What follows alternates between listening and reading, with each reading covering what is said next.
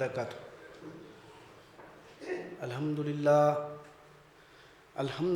الذی لم یتخذ ولدا ولم یکن له شریک فی الملک ولم یکن له ولی من الذل وکبرہ تکبیرا۔ اللہ اکبر۔ اشہد ان لا الہ الا اللہ واشہد ان محمدا عبدہ ورسولہ، اما بعد۔ قال اللہ تبارک و تعالی فی القرآن المجید: اعوذ باللہ من الشیطان الرجیم، بسم اللہ الرحمن الرحیم۔ لیس البر ان تولوا وجوہکم قبل المشرق والمغرب ولکن البر من آمن باللہ والیوم الآخر والملائکۃ والکتاب والنبیین وآتى المال على حبه ذوي القربى واليتامى والمساكين وابن السبيل والسائلين وفي الرقاب وأقام الصلاة وآتى الزكاة والموفون بعهدهم إذا عاهدوا والصابرين في البأساء والضراء وحين الباس أولئك الذين صدقوا وأولئك هم المتقون۔ محترم سامعین کرام، یہ سورہ بقرہ کی 177 یعنی 177 نمبر کی آیت پڑھ کر سنائی گئی ہے، اور مطالب سے پہلے جو بنیادی بات ہے وہ آپ کے سامنے رکھ دوں۔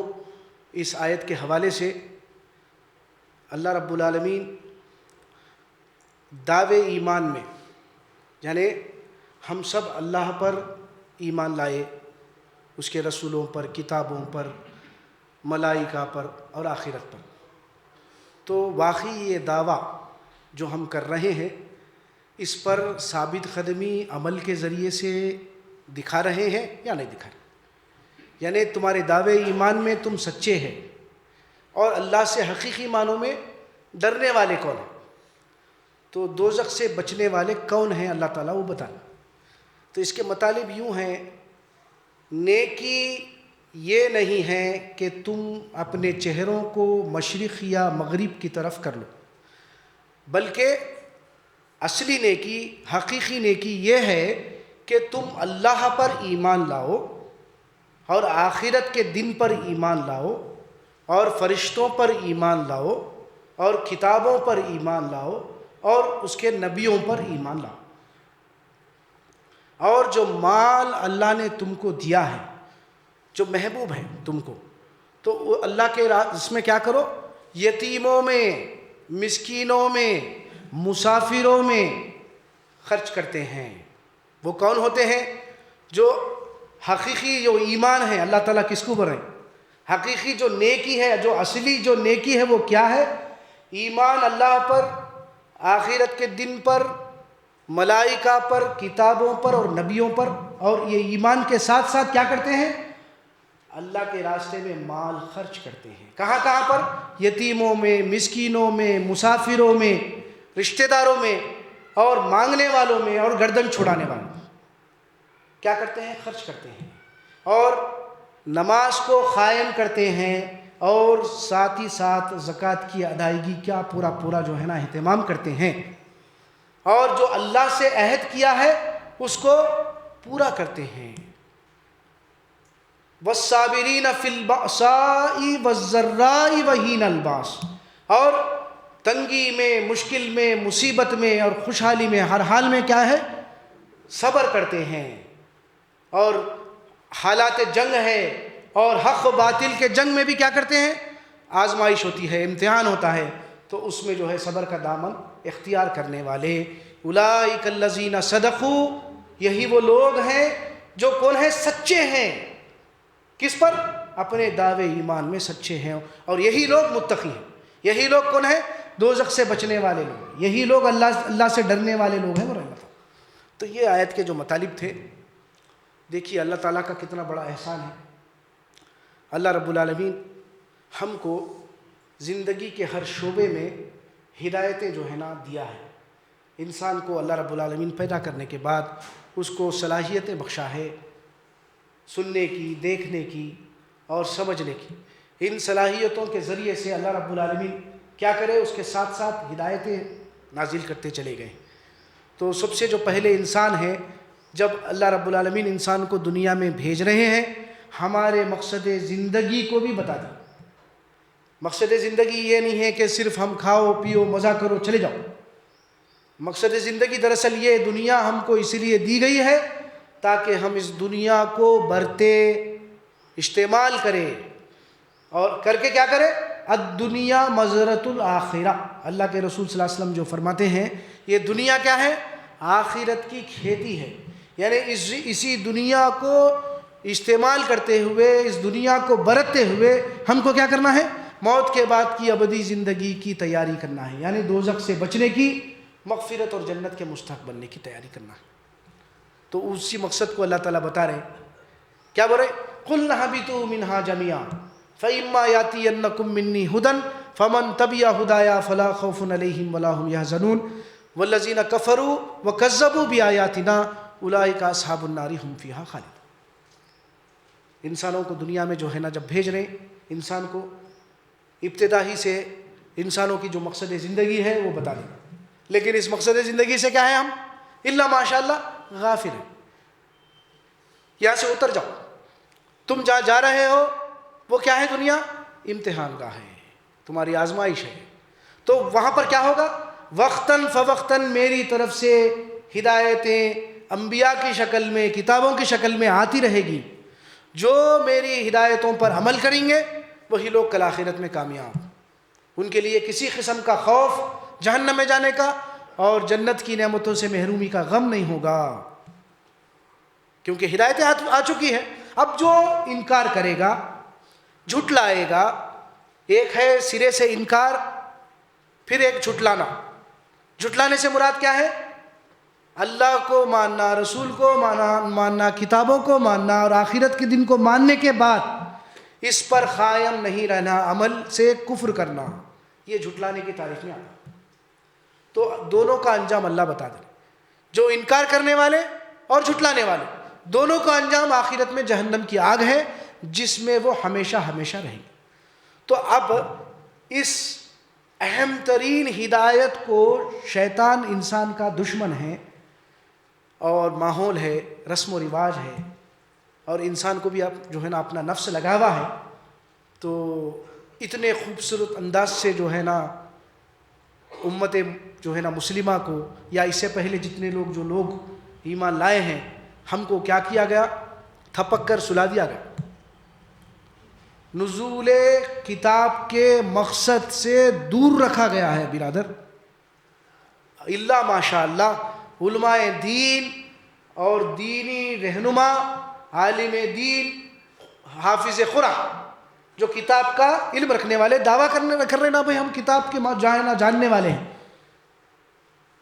دوسروں کو جو ہے نا امی بول رہے ہیں، اپنے آپ کو جو ہے نا بہت جو ہے دیندار سمجھ رہے ہیں۔ تو انہی کے لیے یہ آیت ہے، برو یہ آیت میں حقیقی جو ایمان ہے، وہ جو نیکی، جو تمہارے نزدیک جو تم نیکی سمجھ رہے ہیں، تمہارے نزدیک جو تم نیکی سمجھ رہے ہیں، دین کے ظاہری طور پر دین کے چند پابندیاں کر کے رسمی طور پر اس کی ادائیگی اختیار کرنے کے بعد تم اس کو نیکی سمجھا جا رہا۔ دراصل نیکی کے معنی کیا ہے؟ حق کا پورا کرنا، کسی کا بھی ہو، حق کا پورا کرنے کو نیکی بولتے۔ اب یہی بات سمجھ میں آ رہی ہے آپ کو، الحمدللہ۔ اب وہ نیکی کیسی ہونا؟ میرے اپنے طور پر نیکی نہیں، وہ نیکی نہیں ہوتی۔ اللہ بھی اگر کرنا ہے، اللہ کے رسول کے طریقے اور اسوہ صحابہ کے طریقے پر کرنا نیکی ہے۔ وہ اللہ بھی اور وہ اذکار، ذکر اذکار کے طریقے بھی اپنے طور پر کرنا، اس میں نہ سنت رسول کا اطلاق ہے، نہ صحابہ کا طریقے کا اطلاق ہے۔ آپ حضرات اور میں اچھی طریقے سے جانتے ہیں آج دینی اعتبار سے جو رسومات کو انجام دیا جا رہا، جو بدعت پر عمل کیا جا رہا، جو شرک کیا جا رہا ہے، وہ کیا واقعی نیکی ہے یا نہیں؟ آپ احتساب کر لیجئے۔ نیکی کا اطلاق اللہ کے رسول کی سنت اور اسوہ صحابہ سبیل المومنین کے طریقے پر کرنا کا نام ہی نیکی ہے، ورنہ وہ نیکی نہیں ہے۔ اور اس کو ہمارے نزدیک یہ رسمی ہو گیا، پابندیاں نماز بھی پڑھ لے رہے ہیں، بس روزہ بھی رکھ لے رہے ہیں، کیوں کر رہے ہیں نہیں معلوم. اس کا کیا مقصد ہے، اس کی کیا اسپرٹ ہے، اللہ تعالیٰ نے کیوں ہمارے لیے نماز کو 5 وقت کی فرض کیا ہے، کیوں روزوں کو جو ہے نا پابند 29 یا 30 دن کے رکھا ہے، کیوں قربانی دے رہے ہیں، کیوں زکوٰۃ دے رہے ہیں، کیوں یہ سارے چیزیں جو کیوں ایمان لانا ہے، یہ رسمی طور پر ہم ادائیگی کر کے سمجھ رہے ہیں کہ نیکی کو پہنچ گئے. دراصل نیکی یہ بطور تمثیل اللہ تعالیٰ یہ فرماتے ہیں کہ تمہارا مشرق یا مغرب کی طرف چہروں کو پھیر لینا یہ نیکی نہیں ہے، بلکہ اصلی نیکی، حقیقی نیکی یہ ہے کہ تم کیا کرو، اللہ پر ایمان. فرسٹ پوائنٹ نمبر 1، انبیاء یہی کام کرے برادر. یہ کام نہیں کر کے اسلامی تحریکیں جتنے اب کام کر رہی ہے، اگر ہم اللہ کے بندوں کو اللہ سے راست نہیں جوڑ رہے ہیں، اگر یہ بات ہے ہمارے ایمان میں، اگر کیا ہے شرک ہے، اور شرک کا تعارف آپ حضرات کے سامنے بخوبی ادارے کی جانب سے آ چکا ہے کتاب کی روشنی میں.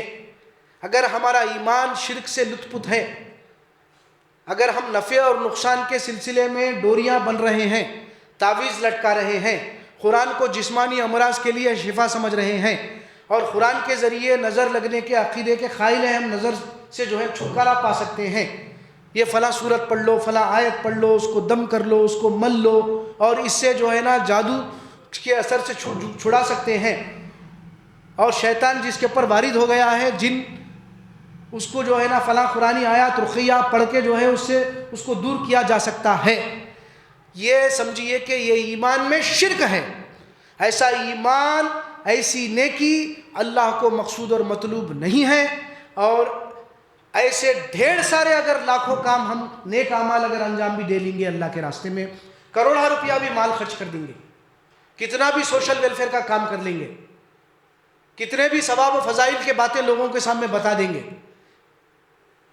اصلاحی معاشرے کے کتنے کام کر رہے ہیں آج، لیکن ایمان کے جو ہے نا بات کو، عقیدے کو نہیں چھیڑا جا رہا، جس کا انجام آخرت میں ڈائریکٹ جہنم ہے، جہنم کی آگ. لہم فی جہنم مہاد ومن فوقہم غواش وکذالک نجزی الظالمین، مجرمین بول رہے اللہ تعالیٰ. یعنی وہاں پر آگ کے کپڑے پہنائے جائیں گے جہنمی کو، اور چھت بھی آگ کا ہوگا، فرش بھی آگ کا ہوگا. اے میرے بندوں، میرے اس عذاب سے دنیا میں مہلت جو دی گئی ہے اس سے بچنے کی کوشش کرو. چھت بھی آگ کا ہوگا، فرش بھی آگ کا ہوگا، اوڑھنا اور بچھونا بھی آگ کا ہوگا، اور کپڑے بھی آگ کے ہوں گے. ایک چھوٹا چرکا نہیں برداشت کر سکتے. ایک 60 واٹ کا جو ہے نا بلب 1 2 3 سیکنڈ 4 سیکنڈ کے لیے جلا ہوا تھا، اس بلب کو جو ہے نا نکالنے کے لیے، بس جو آن ہوا وہ 2 4 5 سیکنڈ کے لیے، اس کو میں نکالنے کے لیے کیا کیا، اس کو نکال کے جو ہے نا ایسا چیک کریں گے بولے، نکال کے نیچے رکھیں گے بولے، تو کچھ ہی سیکنڈ میں نہیں گزرے تھے، اتنا جل گیا تھا وہ بلب کہ انگلی پر جو ہے جھرجھری آ گئی تھی، اور وہ جو تکلیف تھی 4 دن تک برقرار رہی. آپ اندازہ لگائیے. فما اصبرہم علی النار بول رہے ہیں اللہ تعالیٰ، سورہ بقرہ 174 175 نمبر کی آیت پڑھ لیجیے آپ. فما اصبرہم علی النار، کیسا میرے عذاب پر تم دوزخ کے تم برداشت کر سکیں گے میرا عذاب تم، بول رہے ہیں اللہ. کیا معمولی بات ہے. اس آگ سے بچنے کے لیے الانبیاء کرام پورے کے پورے کیا کریں، سب سے پہلے ایمان کو درست کرنے کی بات کیے. یاد رکھیے، اگر ہم ایمان کی درستگی کی بات نہیں کر رہے، بھائی چارگی کی بات کر رہے، ہمارا بھائی چارہ برقرار ہونا، ایمان کی بات نہیں چھیڑنا. کم سے کم انسانیت کے اخلاق یہ ہے کہ انسان پر اس کے بیسک نیڈز کو تو پوری کرے، اس سے ملاقات کرے، اس کے ساتھ اٹھے، اس کے ساتھ بیٹھے، اس کے ساتھ کھائے، اس کے ساتھ حسن سلوک کرے، اس کے ساتھ مالی اور جانی ایفرٹس میں ایک دوسرے کے سے کنٹریبیوشن کرے. لیکن آپ اگر سب سے بڑی ہمدردی انبیاء کی انسانوں کے ساتھ یہ تھی کہ کیا ہے، الا معذرۃ وعلی ربہم لعلہم یتقون، بول رہے ہیں اللہ، معذرۃ الی ربہم ولعلہم یتقون. ہم یہ بات اللہ کے بندوں کو اس لیے بتا رہے ہیں کہ ہمارا مفاد دنیا ان سے کچھ بھی جڑا ہوا نہیں ہے. کل اللہ کے سامنے ہم عذر پیش کر سکے کہ رب العالمین ہم نے تیری بات جوں کا تو ان کے سامنے رکھی، ان کو دوزخ سے بچنے کی بات بتائی. اس میں سب سے پہلے نمبر پر سورہ اعراف کی آیتیں، سورہ ابراہیم کی آیتیں آپ نکال کر پڑھ لیجئے، انشاءاللہ آپ کو انبیائی دعوت کا طریقہ معلوم ہو جائے گا. ھذا بلاغ للناس ولینذروا بہ ولیعلموا انما ھو الہ واحد ولیتذکر اولو الالباب. سورہ ابراہیم کی آخری آیت. ھذا بلاغ للناس کیا ہے؟ وَلِيُنذَرُوا بِهِ وَلِيَعْلَمُوا. یہ کتاب کے ذریعے، بِهِ کی ضمیر کتاب کے طرف ہے، اس کتاب کے ذریعے آپ انسانوں کو جو ہے نا ڈراؤ جہنم کی آگ سے. وَلِيُنذَرُوا بِهِ وَلِيَعْلَمُوا أَنَّمَا هُوَ إِلَٰهٌ وَاحِدٌ، تاکہ وہ جان لے اس حقیقت کو کہ اس کائنات کا بنانے والا، اس کائنات کے پرورش کا نظام چلانے والا تنہا اللہ رب العالمین اکیلا ہے. اس میں کوئی کسی کی جو نہ رائے نہ کسی کی سفارش کے ذریعے چل رہا، تنہا اللہ رب العالمین اکیلے چلا رہا ہے اس کائنات کے نظام کو. یہ بات حقیقی بات آپ رکھیے، انبیاء کی دعوت کو رکھیے. اور یہ مشرکانہ عقائد، مردہ اور غائب ہستیوں کو جو پکارا جا رہا، ان کی نظر و نیازیں، منتیں، مرادیں، ان کو خود نہیں معلوم کہ دوبارہ زندہ کر کے کب اٹھایا جائے گا. یہ بات بول رہے ہیں اللہ تعالیٰ. وما یشعرون ایانا یبعثون سورہ نحل میں ہے اور سورہ نمل میں ہے. تم جس کو پکار رہے ہیں، جو جس کی جو ہے نا جس کے اندر نمک برابر بھی زندگی باقی نہیں ہے، ان کو خود نہیں معلوم کہ دوبارہ زندہ کر کے کب اٹھایا جائے.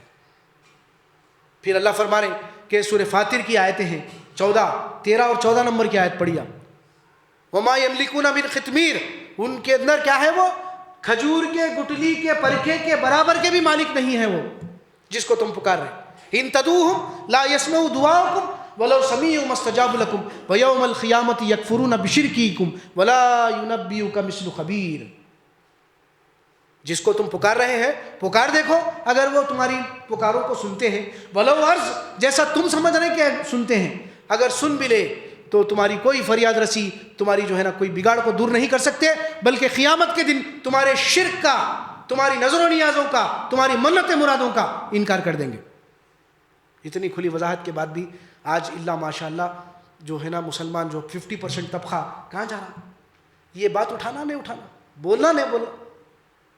ہم کو ہمدردی نہیں ہے، ان کو دوزخ کے عذاب سے بچانا ہے نہیں ہے. تو یہ ایمان سب سے پہلے، یہ اصلی نیکی ہے. ایمان اللہ پر خالص ہونا، شرک سے پاک ہونا. اگر ڈھیر سارے لاکھوں کروڑوں اعمال اگر ہم کر رہے ہیں، اگر ایمان شرک سے لطف پت ہے تو ہمارا کیے ہوئے اعمال پر کیا ہو جائے گا؟ اللہ کے بارگاہ میں قابل قبول نہیں ہوگا، اس کا کوئی بھی وزن خرا نہیں دیا جائے گا. پھر اللہ تعالیٰ فرماتے ہیں آخرت پر ایمان.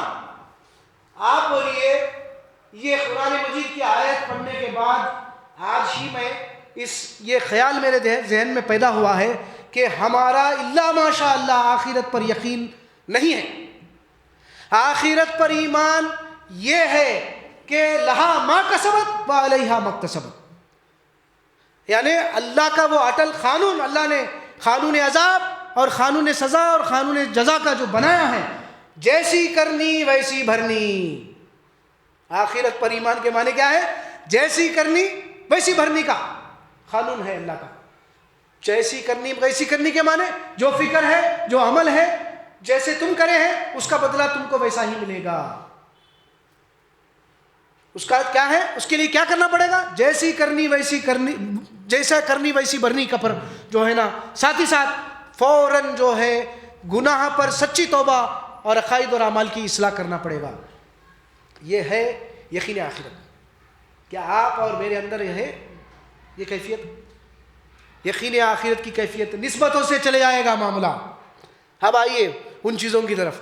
کیسا ہے ہمارے پاس آخرت پر یقین؟ نسبتوں سے چلے جائے گا.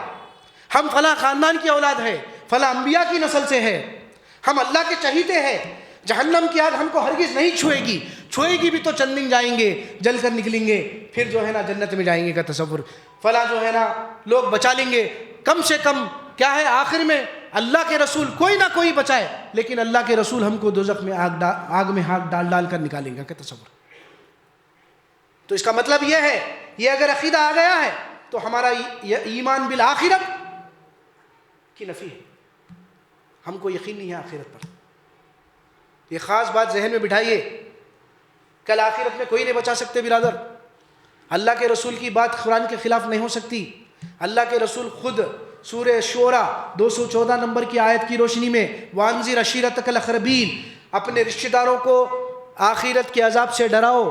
آپ اپنے رشتہ داروں کو بیٹی فاطمہ رضی اللہ تعالی عنہا کو فرماتے ہیں میری بیٹی فاطمہ جو مال میں سے لینا ہے دنیا میں لے لے، میں تیرے آخرت میں کام نہیں آنے کا. اے میری پھوپھی صفیہ میں تیرے آخرت میں کام نہیں آنے کا. اپنے رشتہ داروں کو سب کو بولے جو کرنا ہے دنیا میں تم اللہ کے رسول کی سنت اور اسوہ صحابہ کے طریقے پر عمل کرو اور توبہ اور استغفار کرو، کفر کی حالت میں جان مت دو. تو یقین آخرت کے معنی کیا ہے؟ جیسی کرنی ویسی بھرنی کا قانون ہے اللہ کا. پھر اس کے ملائکہ پر ایمان یہ ہے کہ وہ ملائکہ ایسی مخلوق ہے جو رب کی رتی برابر نافرمانی نہیں کرتی، جو حکم بھی ان کو دیا جاتا ہے اس کو کر گزرتے ہیں. سورہ تحریم آیت نمبر 6. لیکن آج دیکھ رہے ہیں ہم مشرکین عرب فرشتوں کو جو ہے نا بیٹیاں اللہ کے بیٹیاں قرار دیتے تھے. اور آج بھی یہ ایمان ہے فرشتوں کے متعلق کہ جو ہے نا 3 میں کا ایک اللہ بھی ہے عیسائیوں کے پاس. اس کی بھی نفی ہے اس میں. فرشتے وہ مخلوق ہے جس پر ہم کو ایمان لانا ضروری ہے جو غیب میں ہے، اور وہ کیا ہے؟ ایسی مخلوق ہے جو اللہ کی رب العالمین کی نافرمانی رتی برابر نہیں کرتے، جو حکم بھی ان کو دیا جاتا ہے وہ کر گزرتے ہیں. اور اللہ رب العالمین انسانی رسولوں کے پاس جو ہے فرشتوں کو جو ہے نا کیا کرا؟ تو انتظام کرا جو ہے فرشتے کے ذریعے جو ہے اللہ رب العالمین وحی کی ہے. یہ بات بول رہے ہیں. یہ ہے فرشتوں پر ایمان.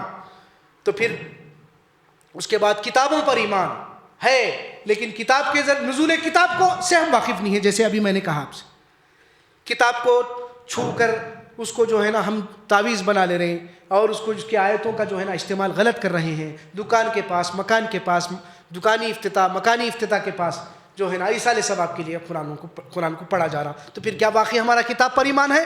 پھر کتاب پر ایمان نہیں ہے. کیا واقعی کتاب کو اسی طرح پڑھ رہے ہیں جیسا کہ پڑھنے کا حق ہے؟ الذین آتیناہم الکتاب یتلونہ حق تلاوتہ اولئک یؤمنون بہ ومن یکفر بہ فاولئک هم الخاسرون. کتاب پر ایمان لانے والوں کی نفی کر رہے ہیں اللہ تعالیٰ. کتابوں پر ایمان کے معنی کیا ہے؟ ہم نے جس کو بھی کتاب دیا ہے وہ کتاب کو اس طرح پڑھتے ہیں جیسا کہ پڑھنے کا حق ہے. یہی لوگ کتاب پر ایمان رکھتے ہیں. جو ایسا نہیں رکھتے، ایسا نہیں کرتے، اللہ رب العالمین وَمَن يَكْفُرْ بِهِ فَأُولَئِكَ هُمُ الْخَاسِرُونَ، یہی لوگ ہیں جو خسارہ پانے والے، گھاٹا پانے والے لوگ. یعنی اب کتاب کے ذریعے چھو منتر کر رہے ہیں، کتاب کے ذریعے دنیاوی مفادات کو حاصل کر رہے ہیں، کتاب کی آیتوں کو دنیاوی معاوضے کے خاطر بیچا جا رہا ہے، کتاب کی باتوں کو چھپایا جا رہا ہے. کتاب کو جس طرح پڑھنے کا حق ہے اس طرح نہیں پڑھا جا رہا، صرف ثواب و برکت کے لیے پڑھا جا رہا. کتاب ہم نہیں سمجھ سکتے، صرف عالم سمجھ سکتے. یہ ساری باتیں یہ کیا ہے؟ کفر ہے. فَأُولَئِكَ هُمُ الْخَاسِرُونَ، وہ گھاٹا پانے والے لوگ ہیں. تو کتاب ہدایت کی کتاب ہے برادر. یہی مشرکانہ عقائد، یہی بدعت و رسومات سے ہم کو جو ہے نا کیا ہے اندھیروں سے نکال کر ایمان اور عمل صالح کی روشنی میں لے آتی ہے کتاب. یہ ہے کتابوں پر ایمان. پھر اللہ فرماتے ہیں کیا ہے وہ؟ رسولوں پر ایمان. آج رسول کی ضرورت نہیں ہے بول رہے ہیں، جبکہ رسول کا انتظام اتنا بے حد ضروری ہے. اگر رسول کے بغیر اگر اللہ رب العالمین ہر ایک کو کتاب دے دیتا تو یہ گھر کے جو جتنے افراد ہوتے اپنے اپنے طور پر جو ہے نا دین پر عمل کرتے اور زمین پر فساد پھیل جاتا. اس لیے اللہ تعالیٰ فرماتے ہیں رسولوں کو کیوں بھیجے اللہ تعالیٰ؟ کہیں تم کل آخرت میں میدان حشر میں یہ عذر پیش نہ کر سکو کہ پروردگار تو نے ربنا لولا ارسلت الینا رسولا فنتبع آیاتک ونکون من المؤمنین، تو نے ہمارے لیے رسول کو منتخب کیوں نہیں کیا؟ رسول کے طریقے پر چلتے اور ایمان والوں میں ہو جاتے. تو کتنا بڑا احسان ہے رسول کو مبعوث کرنا. ہم رحمت للعالمین بول رہے ہیں لیکن کیا کر رہے ہیں؟ اللہ کے رسول کی سنت کی دھجیاں اڑا رہے ہیں. ایمان اور اعمال ابھی میں آپ کے سامنے پیش کیا. جائزہ لیجئے کیا ہماری زندگی اس کے مطابق چل رہی ہے یا نہیں. تو رسولوں پر ایمان دراصل یہ ہے کہ رسولوں کا طریقہ، ان کی اتباع اور ان کی اطاعت کی جائے. تو اس کے بعد کہ اللہ فرماتے ہیں ہم کو جو مال دیا ہے واقعی مال جو ہے انسان کے لیے کیا ہے؟ ان الانسان لربہ لکنود وانہ علی ذلک لشہید. مال کی محبت میں انسان شدید اشد محبت رکھتا ہے، تو وہ مال خرچ کرنے کے سلسلے میں بخل اختیار کرتا، بخیل بن جاتا. تو اللہ فرماتے ہیں اگر آخرت پر یقین ہے تو ہم کو اللہ کے راستے میں کیا کرنا چاہیے؟ مال کو خرچ کرنا چاہیے. وہ کس طرح خرچ کرنا چاہیے؟ وہ مدت کیا ہے؟ اللہ تعالیٰ فرماتے ہیں اس میں وَآتَى الْمَالَ عَلَى حُبِّهِ ذَوِي الْقُرْبَى وَالْيَتَامَى وَالْمَسَاكِينِ وَابْنَ السَّبِيلِ وَالسَّائِلِينَ وَفِي الرِّقَابِ. مال محبوب ہونے کے باوجود بھی یہ وہ لوگ ہیں کیا کرتے ہیں؟ یتیموں میں، مسکینوں میں، مسافروں میں اور مانگنے والوں میں اور گردن چھڑانے والوں میں خرچ کرتے ہیں، آخرت کی تصدیق کرتے ہیں. جو اللہ کے راستے میں مال خرچ کرتا ہے وہ دراصل آخرت کی تصدیق کرتا ہے. تو پھر کہاں خرچ کر رہے ہیں؟ غور کریے. ہم میں کتنے لوگ ہیں کہ دنیا کی زندگی کو محبوب سے محبوب بنائے ہیں، اس سلسلے میں ہم کو آخرت میں دوزخ سے بچ کر مغفرت اور جنت کے مستحق ہونے کے لیے یہ کیا دنیا رکاوٹ کا باعث بن رہی ہے؟ وہی اگر بچوں کی شادی کرنا ہے تو لاکھوں روپیہ خرچہ کیا جا رہا ہے ایک ہی رات میں. بھائی 10-15 لاکھ روپے پھونک دے رہے ہیں ایک ہی رات میں، چند گھنٹوں کے لیے، اور مختلف ڈش کھانے کے لیے، اور پوری سنت کی دھجیاں. اسوہ سنت رسول اور اسوہ صحابہ ختم. ایک شادی جو ہے نا بہت بڑا محال بن چکی ہے، جو کہ ایک عبادت، اللہ کے رسول کا طریقہ، اس کا کوئی پاس و لحاظ نہیں ہے. لیکن وہی مال اللہ کے راستے میں خرچ کرنے کے سلسلے میں اجتماعی زندگی گزار کر اس کام کو دامے در میں سکنے اللہ کے بندوں کے سامنے پہنچانے کے سلسلے میں بھی کہاں تک ہم ایمان والے خرچ کر رہے ہیں یہ غور کر لیا جائے. فضول خرچی کتنا کر رہے ہیں، اللہ کے راستے میں فی سبیل اللہ میں کتنا کر رہے ہیں، کمپیئر کر لیجئے. اس کا جو ہے نا کیلکولیشن آسان ہے، آپ کو سمجھ میں آ جائے. تو پھر اللہ فرماتے ہیں تو اجتماعی زندگی گزارتے ہوئے ایسے جب عقائد، ایسی نیکی جو نیکی اصلی نیکی ہے، ایمان باللہ خالص ہونا، اور یہ سارا جو ہے نا نبیوں پر ایمان، کتابوں پر ایمان، رسولوں پر ایمان کے بعد تمہاری جب ایک جو ہے نا ایک اجتماعی زندگی ہونا، ایک ایسا ادارہ ہونا، ایک ایسی تنظیم ہونا، اور وہ اس کا اطلاق سنت رسول اور اسوہ صحابہ کے مطابق ہونا، اس سے جڑ جانا. ایک تمہارا امیر ہونا، تم 3 ہیں تو تم اس کو ایک کو امیر بنا لو سفر میں، اللہ کے رسول کا ارشاد. یہاں تک بھی اللہ کے رسول نہیں چھوڑ رہی بات، لیکن ہمارے پاس اجتماعیت کی کوئی اہمیت نہیں ہے. برادر غور کریے. تو پھر ہماری نمازیں جہاں بولے وہاں پڑھ لے رہے، جس مشرک کے پیچھے بھی یہ پڑھنا ہے، بدعتی کے پیچھے پڑھنا ہے، پڑھ لے رہے. پھر سمجھا جا رہا کہ معاملہ ختم. کیا ہمدردی ہے؟ اصلاح کا کام کر رہے؟ کیا اس امام کو سمجھا رہے؟ نہیں. جس نے بدعتی کی تعظیم کی اس نے دین کو ڈھانے میں مدد کی، اللہ کے رسول کا ارشاد. یعنی چلتا بھائی، اگر ہم جان رہے ہیں، اگر اس کو نہیں روک رہے، جاری اور ساری ہے عمل، تو ہم دین کو ڈھانے میں مدد کر رہے ہیں، یاد رکھیے. تو ہماری نمازیں کیسی ہیں؟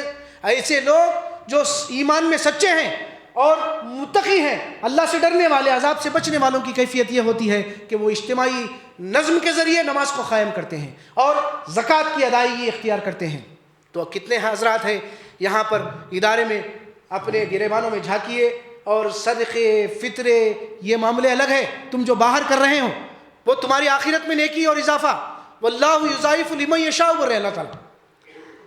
تو اجتماعی طور پر کتنا خرچ کر رہے ہیں، یہ سنجیدگی کے ساتھ اس مسئلے پر غور کرو. اللہ کے راستے میں مال خرچ کرنے سے کوئی جو ہے نا ویسٹ نہیں ہوتا.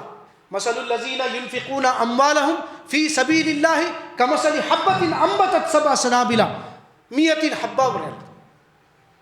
یعنی اللہ کے راستے میں مال خرچ کرنے کی مثال اس دانے کی سی ہے جو ایک دانہ زمین میں بویا گیا، اس سے 7 بالیں نکلے، اور ہر بالے میں جو ہے نا کیا ہے 100 دانے ہوں. تو اللہ کے راستے میں 1 روپیہ خرچ کرنا کیا ہے 700 گنا ملے گا. یعنی بلکہ واللہ یضاعف لمن یشاء، اس سے بھی زیادہ کثرت بتائی جائے.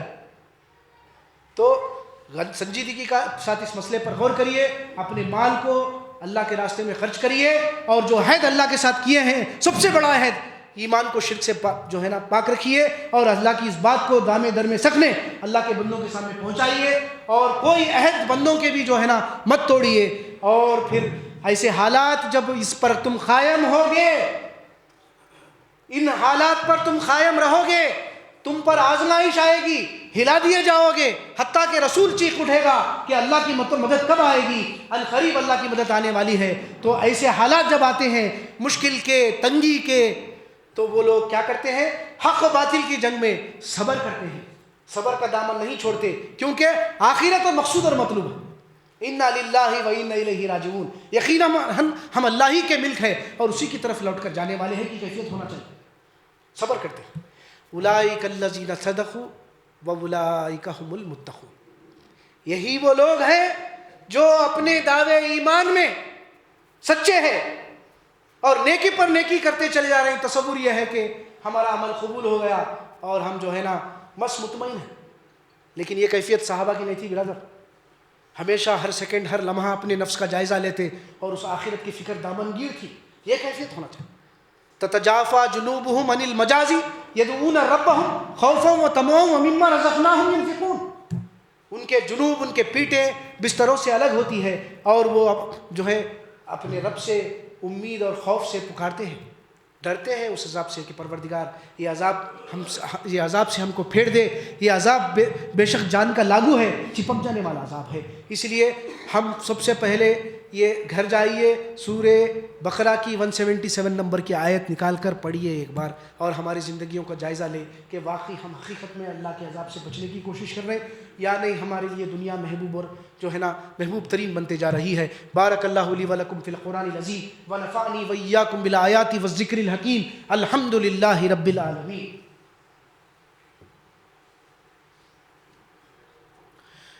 الحمد للہ نحمدہ ونستعینہ ونستغفرہ ونؤمن بہ ونتوکل علیہ ونعوذ باللہ